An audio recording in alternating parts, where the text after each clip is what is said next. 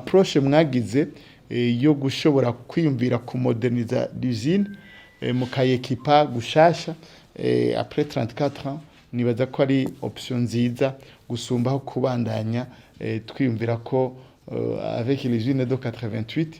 mushobora kubandanya muyi maintenance nkuko mwabidusavye tuzobashikira nyene imbere mu ma question orale tuzotunganya aha murampaye matière yo kuzovugana n'abashikiranganje bari concerné kuko byukuri hirya no hino imyidogo y'abene gihugu bakeneye isukari ni myinshi rero iyi option mwafashe na cyane ni option mwiyumviye yo kugira ama variété y'ibikaju parce que sinzi ko service yo bihari murakwiye namubwe kushiraho service ya recherche et développement nibaza kihari iyo mukayidota demoye parce que nico amayizine menshi mubona ari performant ashirako nayo nyene nguvu recherche et développement bakagira ama recherche kugira ngo bagire innovation abadane ibindi bishasha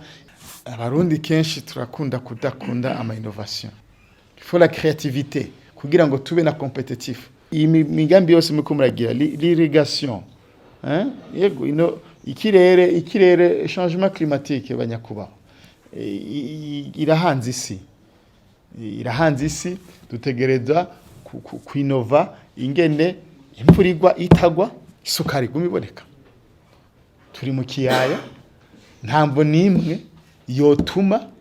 isukari itaboneka ngo nuko ngigicu ngo cagenze nabi ntambo nimwe kubera ko ari usine ya leta hari ama procédure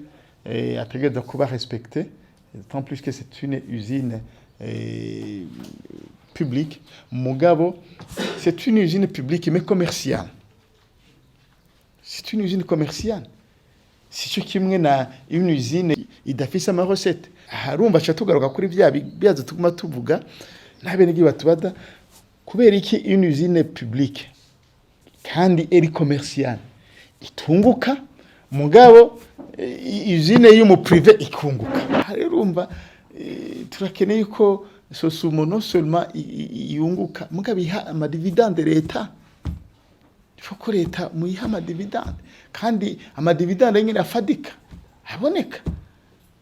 haboneka kuko urumva leta nk'umu actionnaire a investi et chaque investisseur akeneye les dividendes